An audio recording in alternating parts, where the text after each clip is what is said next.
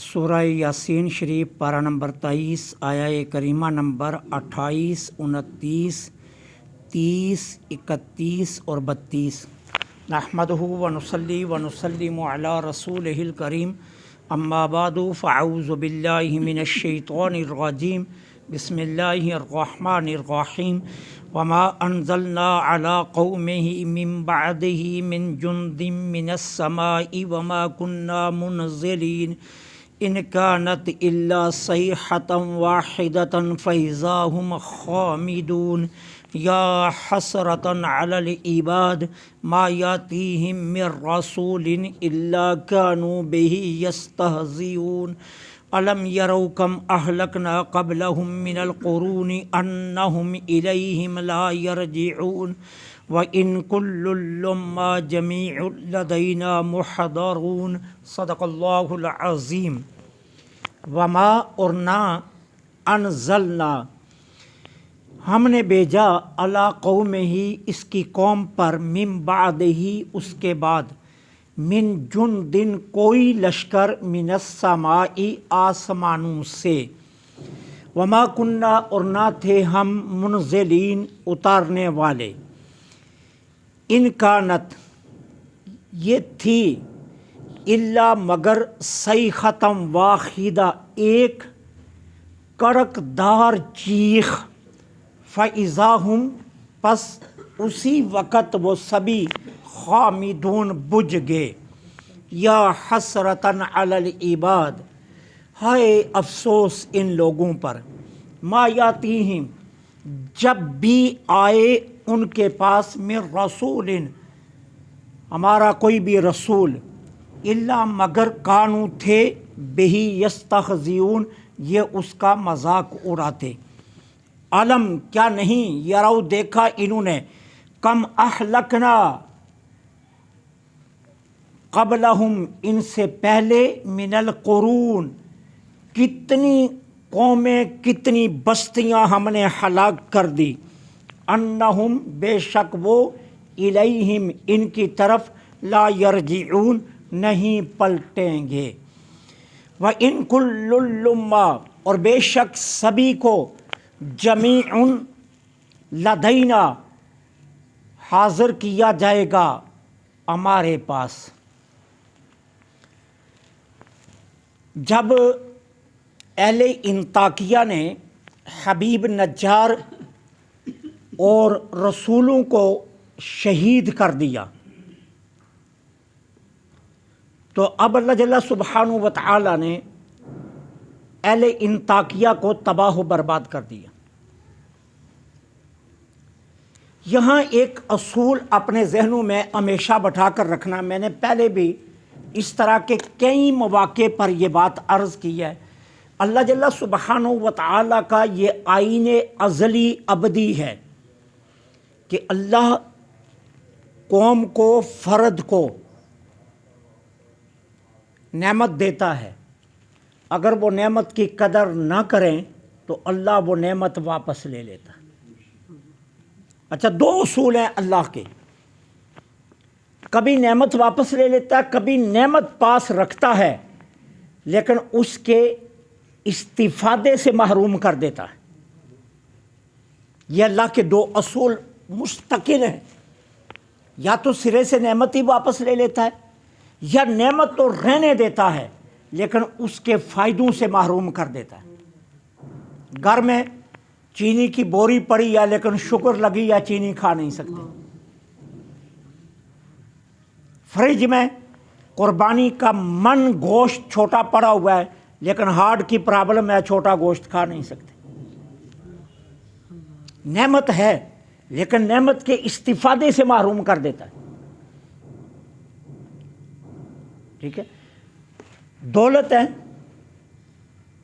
ٹھنڈ لگ رہی ہے، مہنگی جرسی نہیں پہنتا، یہ کل بچوں کے کام آئیں گے پیسے، ٹھیک ہے۔ اب ہوتا کیا ہے، وہ پیسہ نہ بچوں کے کام آتا ہے نہ اپنے کام، وہ کسی اور جگہ پر چلا جاتا ہے۔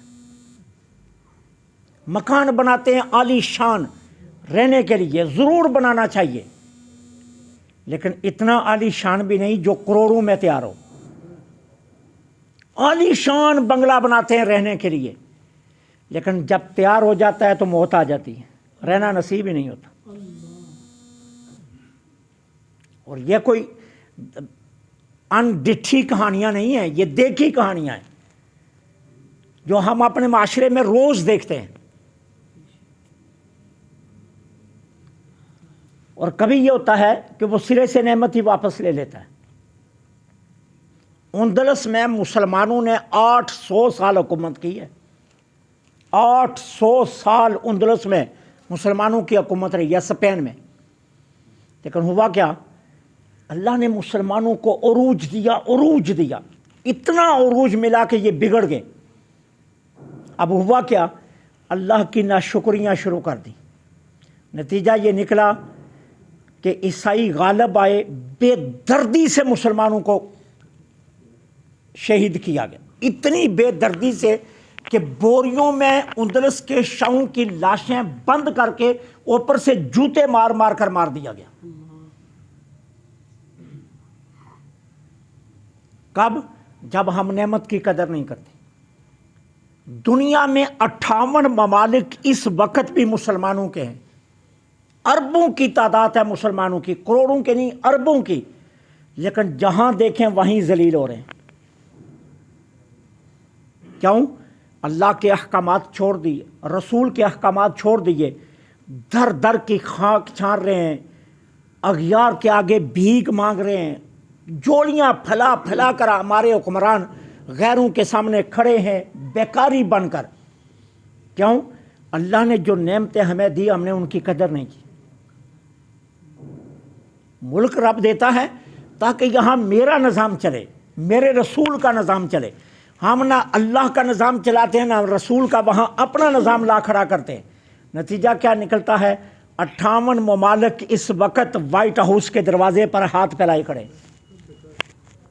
بیکاری بن کر، اور جھڑکیں کھاتے ہیں غیروں کی، کوئی برطانیہ کی، کوئی امریکہ کی، کوئی کس کی، کوئی کس کی، اور کسی میں سقط نہیں ہے۔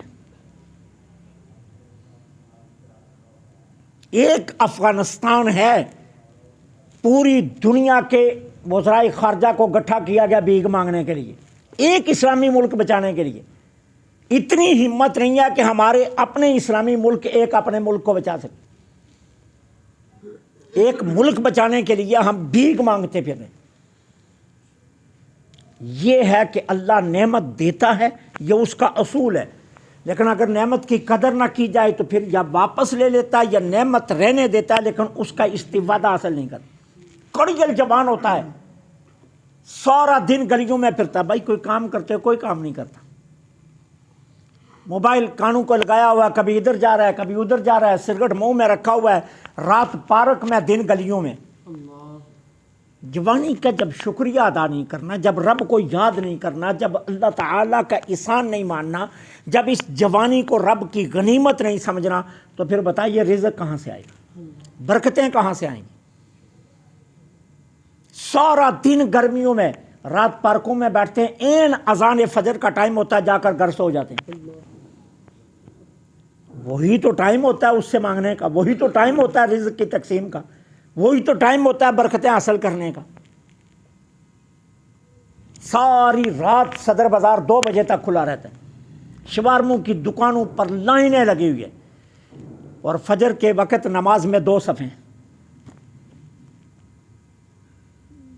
پھر بتائیے برکتیں کہاں سے آئیں گی، رحمتیں کہاں سے آئیں گی، بارشیں کیسے نازل ہوں گی، ہمارے رزقوں میں برکتیں کیا، ہمارے گھروں سے بیماریاں کیسے جائیں گی، سکون کیسے ملے گا، جب ہم اللہ کی نعمتوں کا شکر ادا نہیں کرتے۔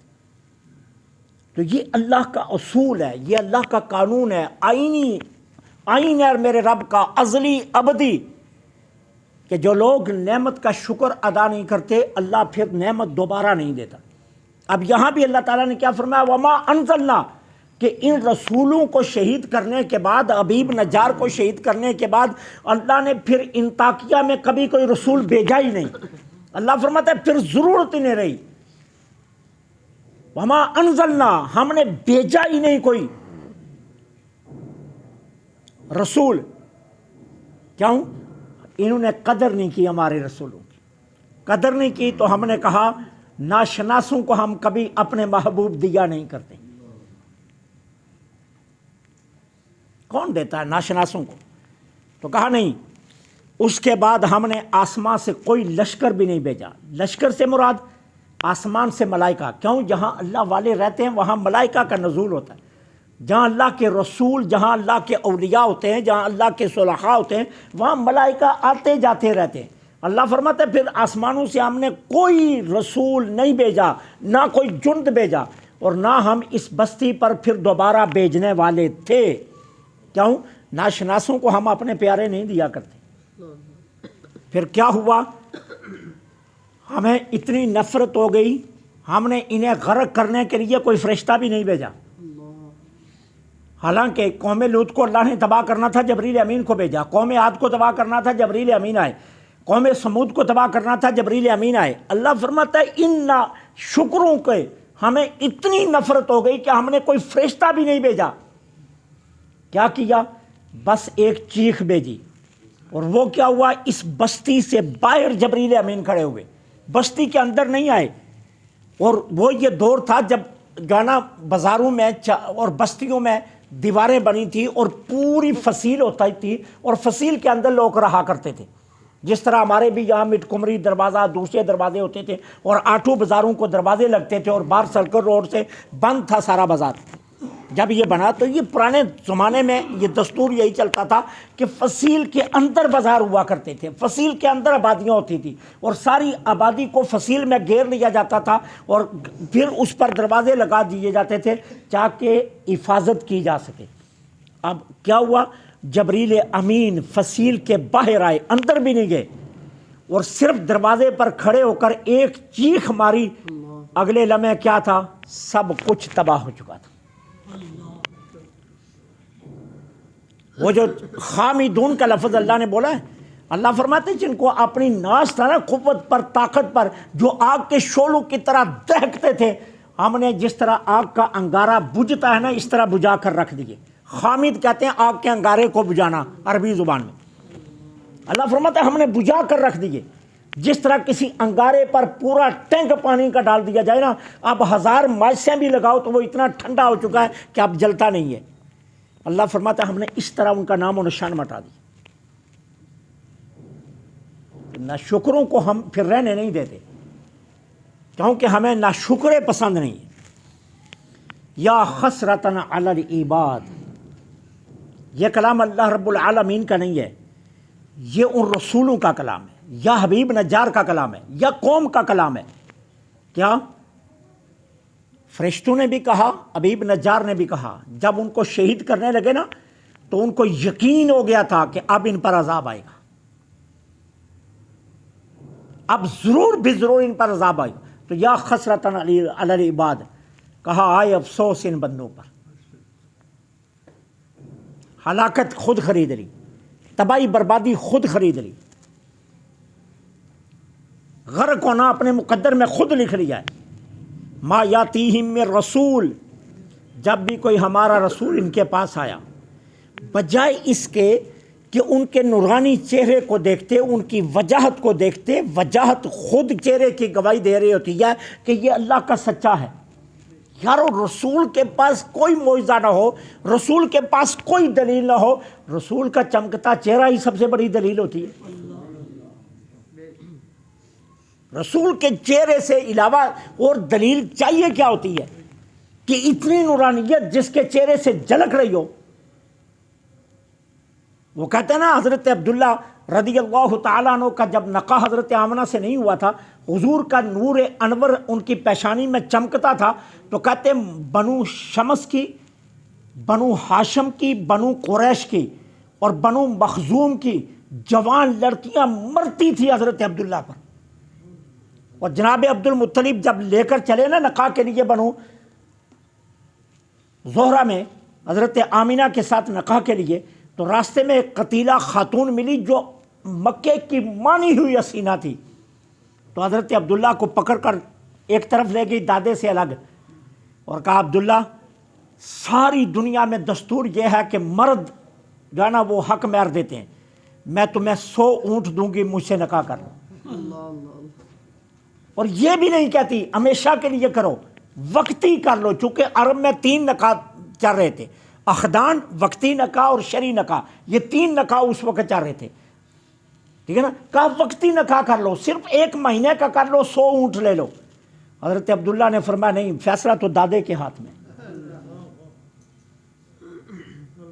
ٹھیک ہے. اور جب حضرت سیدہ آمینہ سے نکاح ہو گیا نا، تو دستور اس وقت عرب میں یہ چلتا تھا کہ نکاح کے بعد 3 دن داماد اپنے سسرال رہتا تھا، اور 3 دنوں کے بعد داماد کو خالی بھیج دیتے تھے، پھر 2 ہفتے کے بعد دوبارہ داماد آتا تو اپنی دلہن کو لے کر جاتا تھا. یہ اس وقت کا اصول چل رہا تھا. تاریخ عرب اگر آپ پڑھیں تو آپ کو پتہ چلے گا. تو حضرت عبداللہ 3 دن رہے، اب ظاہرہ شب زباف ہو چکی تھی تو واپس چلے گئے. اب وہ دادا سے جو باتیں سنی تھی نا، اور قائنوں سے جو باتیں سنی تھی کہ یہی عبداللہ ہیں جو آخری مسیحا کے باپ بنیں گے، تو اب اسی قتیلہ کے پاس پھر چلے گئے اور جا کر قتیلہ کو کہنے لگے میں نے تجھے 50 اونٹ معاف کیے، اب 50 اونٹ دے دے، میرے سے نکاح کر لیں. تو اب قتیلہ کہتی ہے اب نہیں. اب وہ کہانی ختم ہو گئی ہے جس کہانی کے پیچھے میں تھی. تو چہرہ ہی گواہی دے رہا ہوتا ہے رسول کا، اسے کسی اور دلیل کی ضرورت ہی نہیں ہوتی کہ وہ رسول کوئی اور دلیل دے، چہرہ ہی کفایت کرتا ہے. تو ان ظالموں نے چہرے کی طرف بھی نہیں دیکھا. تو یا خسرتن علی العباد، ہائے افسوس ان لوگوں پر، جب بھی ان کے پاس رسول آیا بجائے اس کی اطاعت کے، اتباع کے، انہوں نے اس کا مذاق اڑایا. ٹھیک ہے.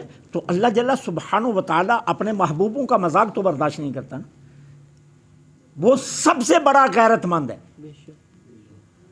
یار ہم دنیا میں جھوٹی محبت کریں کسی سے، اور جھوٹی محبت میں کوئی ہمارے محبوب کا مذاق اڑائے، ہم برداشت کرتے ہیں؟ آپ کو خدا نہ کرے، خدا نہ کرے، خدا نہ کرے آپ کو کہیں جھوٹی محبت ہو جائے اور کوئی کہہ دے تیری محبوبہ لنگڑی ہے، آپ تو اس کا سر پھاڑ کر رکھ دو گے. اور رب سے بڑا غیرت مند کون ہے؟ رب سے بڑا تو غیرت مند کوئی نہیں ہے. رب چاہتا ہے اس کے محبوبوں کا مذاق کیا جائے، وہ برداشت نہیں کرتا.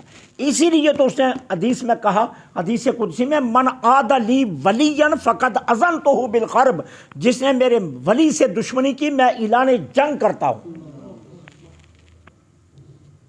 میں اس سے اعلان جنگ کرتا ہوں. ٹھیک ہے نا. دیکھو نا ابو لہب کتنا قریب کا رشتہ ہے، میرے نبی کا چچا ہے. رب نے قرآن میں گالیاں نکالی ہیں، اور ایک اور کو میرے رب نے کہا محبوب آپ اس کی باتوں پر دھیان نہ دیا کریں، وہ بکواس بہت کرتا تھا. تو قرآن میں رب نے کہا یہ ہے ہی حرام کی نسل. کتنا بڑا لفظ ہے، قرآن نے کہا ہے. آگے زندگی نے وفا کی تو وہ آنے والے ہیں وہ پارے جس میں رب نے یہ لفظ کہے یہ ہے ہی حرام کی اولاد. محبوب آپ اس کی باتوں، رب سے بڑا غیرت مند کوئی نہیں ہے. تو اس کے محبوبوں کا مذاق اڑایا جائے اور وہ برداشت کر لے، فرماتا ہے نہیں، ہرگز نہیں. ہاں علم یرو، کیا انہوں نے دیکھا نہیں؟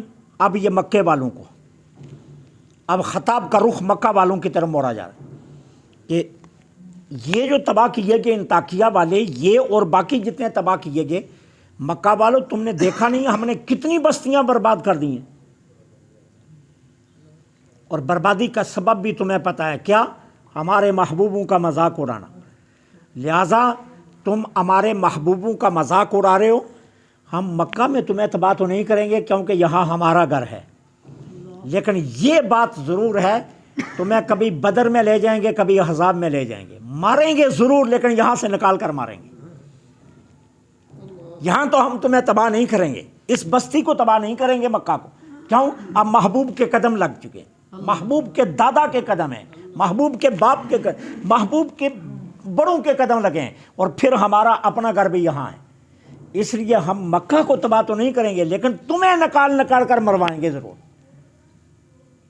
تو کیا تم نے دیکھا نہیں کتنی بستیاں ہیں جن کو ہم نے اس سے پہلے تباہ کر دیا، اور اب تک کوئی لوٹ کر آیا؟ تو پھر تمہارا کیا خیال ہے کہ تم بچ جاؤ گے؟ تم بھی نہیں بچو گے.